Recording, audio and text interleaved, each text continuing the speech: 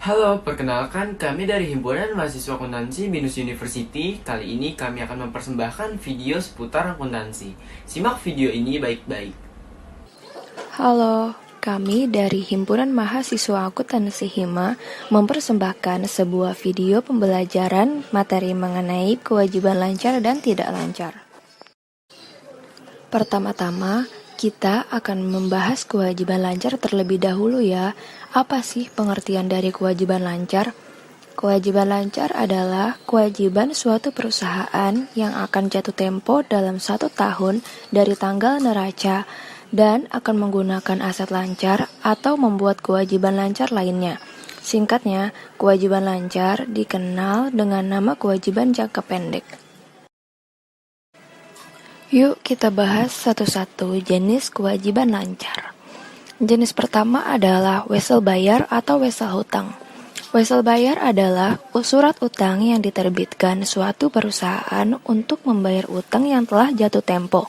Utang wesel sering digunakan sebagai pengganti utang karena memberikan bukti formal kewajiban kepada pemberi pinjaman jika upaya hukum diperlukan untuk menagih utang.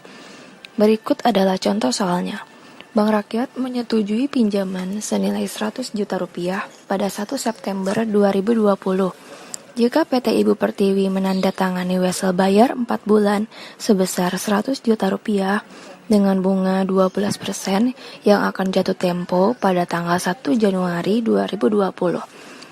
Perintahnya adalah yang pertama, siapkan ayat jurnal pada tanggal 1 September 2020. Ayat jurnalnya adalah tanggal 1 September 2020. Kas berada di debit sebesar 100 juta rupiah, pada wesel bayar berada di kredit sebesar 100 juta rupiah. Yang kedua, siapkan ayat jurnal saat jatuh tempo pada 1 Januari 2020. Ayat jurnalnya adalah pada tanggal 1 Januari 2021, wesel bayar berada di debit sebesar 100 juta rupiah, utang bunga berada di debit sebesar 4 juta rupiah, pada kas sebesar 104 juta rupiah berada di kredit. Jenis kedua adalah utang pajak penjualan. Banyak pemerintah di berbagai negara memungut pajak penjualan atas pembelian yang dilakukan di internet maupun pembelian secara langsung atau offline. Perusahaan penjual mengumpulkan pajak dari pelanggan saat penjualan terjadi. Bagaimana sih contoh soalnya?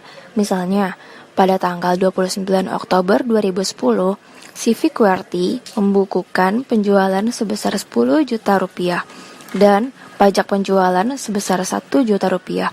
Asumsikan pajak sebesar 10% ya. Buatlah ayat jurnalnya. Ayat jurnalnya adalah pada tanggal 29 Oktober 2010, kas berada di debit sebesar 11 juta rupiah. Pada pendapatan penjualan berada di kredit sebesar 10 juta rupiah. Dan utang pajak penjualan berada di kredit sebesar 1 juta rupiah. Jenis ketiga adalah pendapatan diterima di muka. Banyak bisnis di dunia ini menggunakan sistem bayar dulu, dapat jasa kemudian. Di antara perusahaan yang menggunakan sistem tersebut adalah perusahaan penerbangan, majalah, hotel, dan lain sebagainya. Terdapat 2 pendekatan dalam mencatat pendapatan diterima di muka, yaitu pendekatan neraca atau harta dan pendekatan laba rugi atau pendapatan. Contoh soalnya adalah sebagai berikut. Pada tanggal 29 Mei 2019, Pak Rudi menerima pendapatan diterima di muka sebesar 2 juta rupiah atas sewa rumah oleh Pak Zaki. Perintahnya adalah, yang pertama, buatlah jurnal melalui pendekatan neraca. Dan yang kedua, buatlah jurnal melalui pendekatan laba rugi atau pendapatan. Ayat jurnalnya adalah, pada tanggal 29 Mei 2019, kas berada di debit sebesar 2 juta rupiah, pada pendapatan sewa dibayar di muka berada di kredit sebesar 2 juta rupiah. Lalu, untuk jurnal yang kedua, melalui pendekatan laba rugi atau pendapatan, berbunyi, Pada tanggal 29 Mei 2019, kas berada di debit sebesar 2 juta rupiah, pada pendapatan berada di kredit sebesar 2 juta rupiah. Jenis keempat adalah utang jangka panjang yang jatuh tempo saat ini. Setiap perusahaan pasti memiliki utang, baik itu digunakan untuk ekspansi bisnis atau menutup kerugian perusahaan. Jika sudah mendekati jatuh tempo, akun ini dinamakan utang jangka panjang yang jatuh tempo saat ini. Contoh soalnya adalah sebagai berikut. PT Jaya menerbitkan utang wesel selama 3 tahun sebesar 30 juta rupiah pada 1 Januari 2010 dengan syarat setiap 1 Januari mulai dari tahun 2019 PT Jaya harus membayar 10 juta rupiah. Pertanyaannya, bagaimana sih PT Jaya menuliskannya di laporan keuangan? Jawabannya adalah PT Jaya menuliskan 10 juta rupiah yang didapatkan sebagai wesel yang akan dibayar dalam 1 tahun ke depan sebagai kewajiban lancar dan 20 juta rupiah sebagai kewajiban tidak lancar.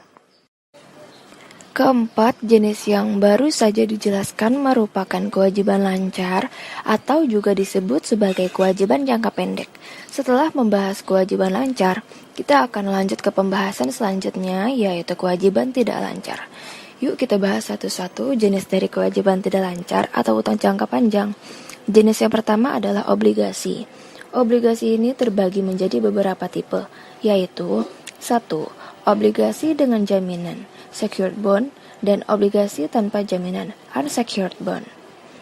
Tipe obligasi yang pertama adalah obligasi dengan jaminan atau secured bond, yaitu obligasi yang memiliki aset tertentu dari penerbit yang dijadikan jaminan atas obligasi tersebut seperti obligasi hipotek dan obligasi dana pelunasan.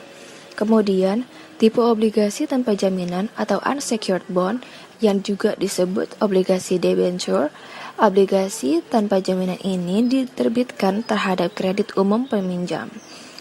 Yang kedua, obligasi convertible atau convertible bond dan obligasi yang dapat ditarik, callable bond. Obligasi convertible atau convertible bond adalah obligasi yang dapat dikonversi menjadi saham biasa atas opsi pemegang obligasi adalah obligasi konversi. Lalu, tipe obligasi yang terakhir adalah obligasi yang dapat ditarik atau callable bond, yaitu obligasi yang dapat ditebus oleh perusahaan penerbit dengan cara dibeli kembali pada jumlah mata uang yang ditetapkan sebelum jatuh tempo.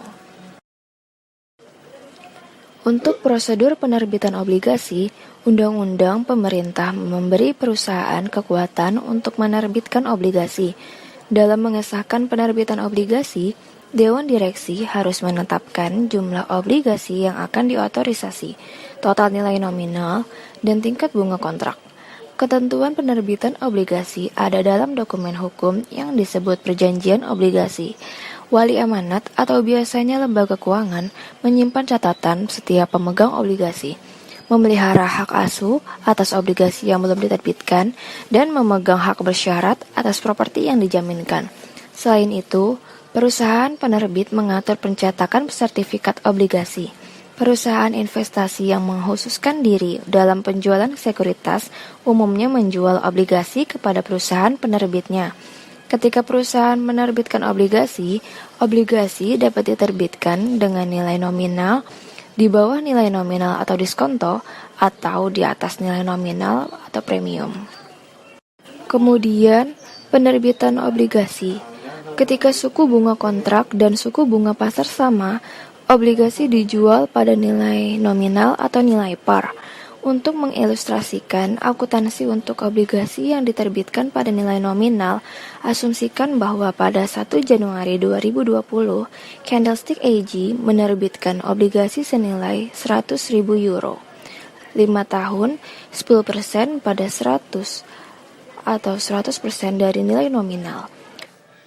Ayat jurnalnya adalah Januari 1, cash berada di debit sebesar 100.000, pada bonds payable berada di kredit sebesar 100.000.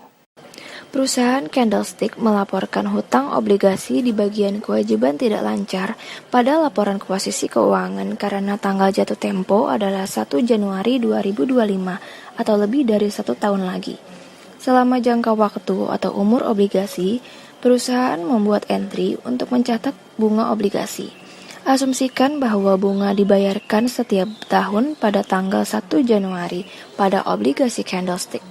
Dalam hal ini, Candlestick memperoleh bunga sebesar 10.000 euro atau 100.000 euro dikali 10% pada tanggal 31 Desember. Pada tanggal 31 Desember, Candlestick mengakui 10.000 euro dari beban bunga yang timbul dengan jurnal berikut.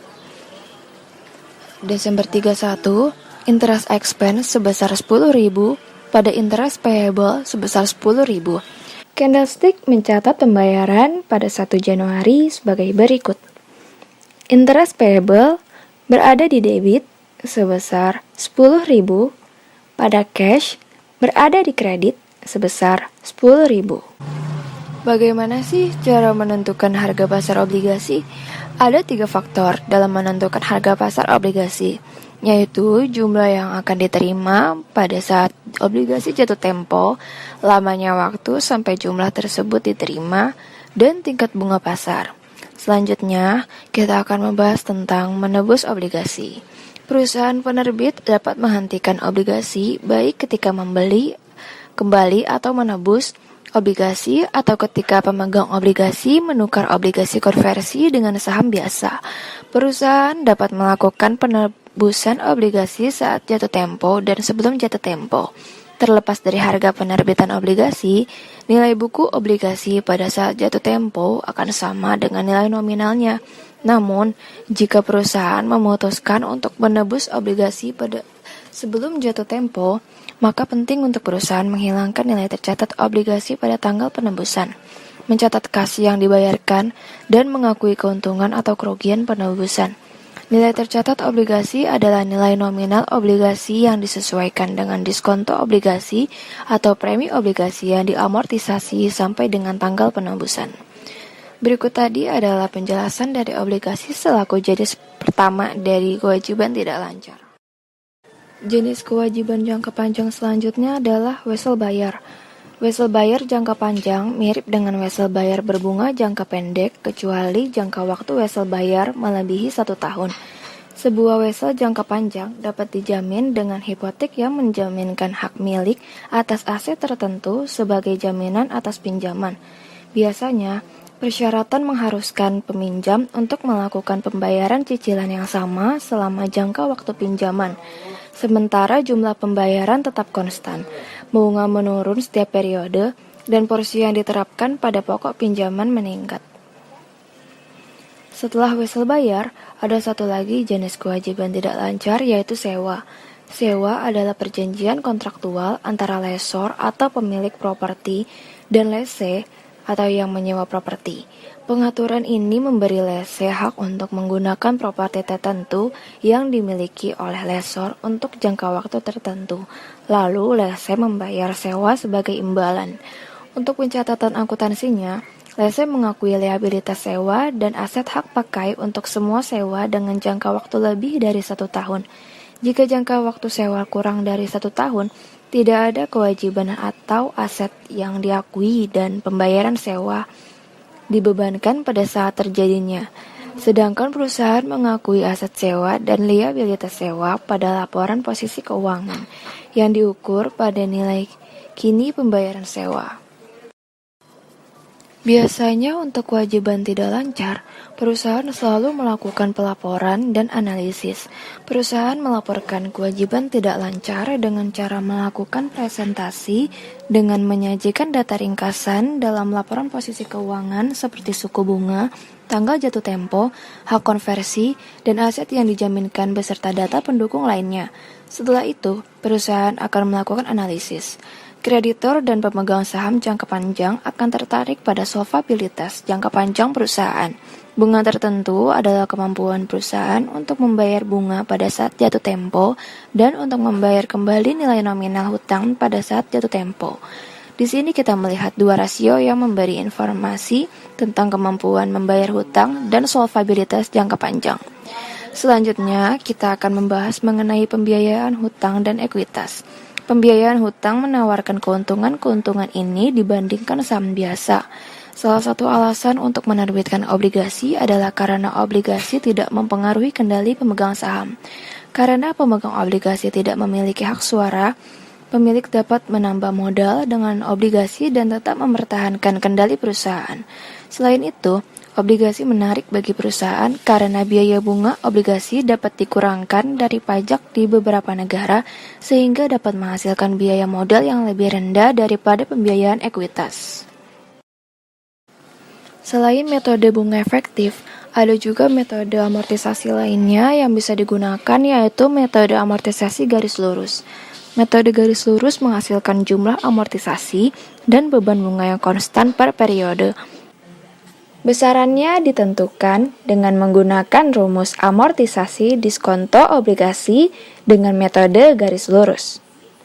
Metode amortisasi garis lurus ini dibagi menjadi dua macam perhitungan yang berbeda, yaitu untuk menghitung amortisasi diskonto obligasi dan amortisasi premi obligasi. Pertama, perhitungan untuk amortisasi diskonto obligasi dengan metode amortisasi garis lurus dilakukan dengan cara membagi bond discount dengan number of interest periods. Contoh perhitungan untuk amortisasi diskonto obligasi adalah sebagai berikut. Perusahaan Candlestick AG menjual obligasi dengan nilai 100.000 euro dengan umur yaitu 5 tahun sebesar 10% pada tanggal 1 Januari 2020 seharga 98.000 euro, maka akan menghasilkan diskon obligasi sebesar 2.000 euro. Amortisasi diskonto obligasi per tahunnya didapatkan sebesar 400 euro dengan cara 2.000 dibagi 5 tahun. Sehingga Candlestick mencatat akrual pertama bunga obligasi dan amortisasi diskonto obligasi pada 31 Desember sebagai berikut. Interest expense berada di debit sebesar 10.400, pada bonds payable berada di kredit sebesar 400, dan interest payable berada di kredit sebesar 10.000. Langkah selanjutnya, penyusunan jadwal amortisasi diskonto obligasi sebagai berikut. Selanjutnya ada juga amortisasi premi obligasi. Rumus perhitungan amortisasi premi obligasi dengan metode amortisasi garis lurus adalah bond premium dibagi dengan number of interest period. Contoh soalnya adalah sebagai berikut. Perusahaan Candlestick AG menjual obligasi yang dijelaskan sebelumnya seharga 102.000 euro, bukan 98.000 euro, sehingga menghasilkan premi obligasi sebesar 2.000 euro. Amortisasi premi obligasi per tahunnya didapatkan sebesar 400 euro dengan cara 2.000 dibagi 5 tahun. Sehingga Candlestick mencatat akrual pertama bunga obligasi dan amortisasi premi obligasi pada 31 Desember sebagai berikut. Interest expense sebesar 9.600, bonus payable sebesar 400, pada interest payable sebesar 10.000. Berikut adalah jadwal amortisasi premi obligasinya. Jenis kewajiban lancar yang tidak memerlukan jurnal penyesuaian adalah A. Utang pajak penjualan, B. Pendapatan diterima di muka, C. Utang wesel, dan D. Utang jangka panjang. Jawabannya adalah D. Utang jangka panjang. Teman-teman semuanya, tidak terasa kita sudah berada di akhir pembahasan mengenai kewajiban lancar dan tidak lancar. Semoga dari materi-materi yang telah disampaikan di video ini dapat bermanfaat dan memberikan tambahan pengetahuan wawasan teman-teman sekalian. Jangan lupa untuk menonton video-video pembahasan materi lainnya yang dapat dilihat langsung di Instagram Hibambinus, serta diingatkan bagi teman-teman semuanya untuk mengisi link kuesioner yang tertera di caption di bawah ini. Terima kasih sudah menonton.